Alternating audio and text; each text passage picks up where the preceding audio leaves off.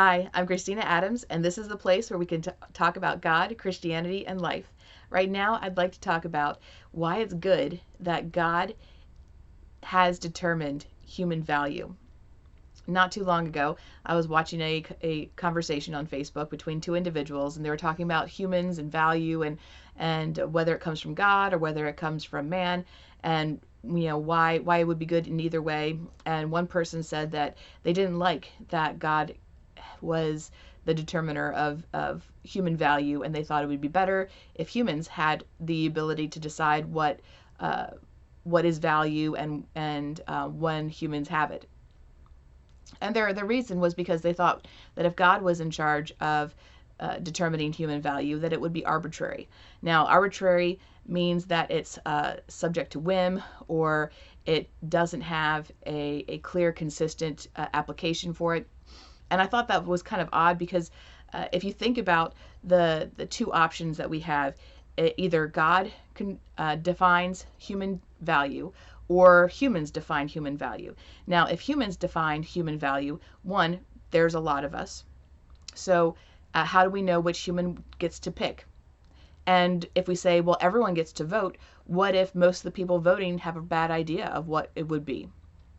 Or what if they're motivated to pick a certain definition that's going to benefit them? And it just seemed like if humans got to pick the definition for human and value, that humans would be able to, it would be a far more arbitrary answer, or a far more arbitrary definition than it would be if God did. Because if God did, God is the one who decides. There's not a large consensus that he needs to take. And he is also, especially if you believe in the Judeo-Christian Bible, that God, he created all of humans. And by creating all humans, he then already knows what is human, what is not, and he has also is the one who then gives the value. So by the very fact that he gives value, he can then do it in a way that is logical and consistent and applied in the same way throughout all of history.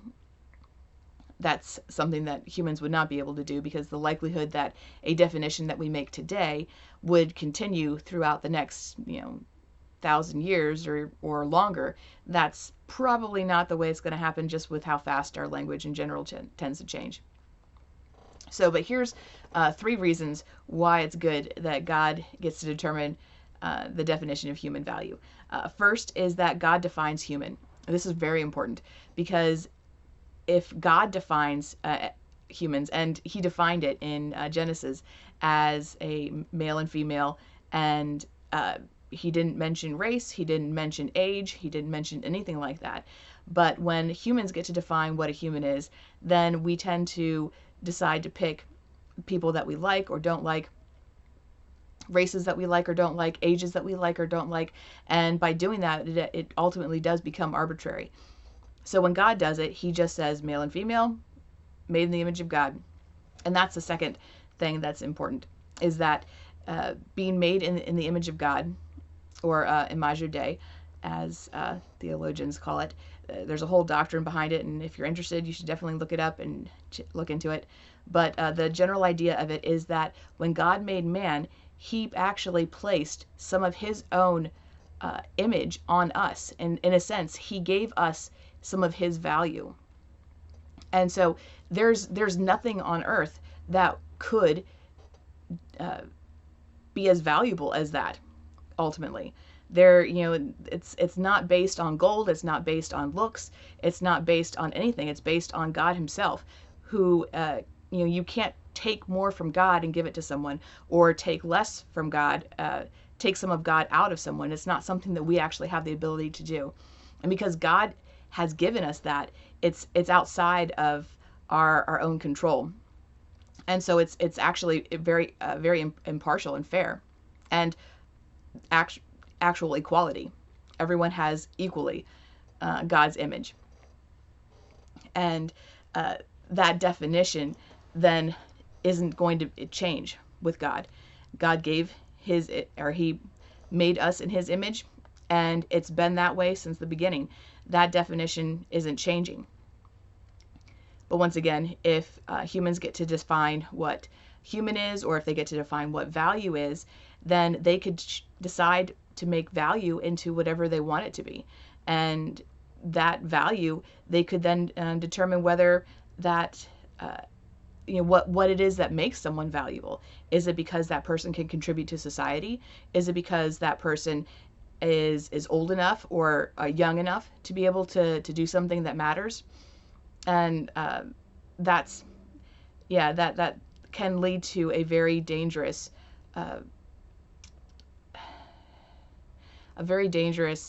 view of others, really, because it ultimately diminishes them. If you say, well, a person's not a person until they can breathe air, well, or a person's not a person unless they can contribute to society. Well, there are people who can't contribute to society. And what happens then is that those people then can be disposed. And if they're disposed, that then changes. It's no longer an equal human value. The third thing that is important is that the quality is sort of like what the last one said, but it's the quality of the value. God does not change the quality, but we can. We can say who is worth more, who's worth less.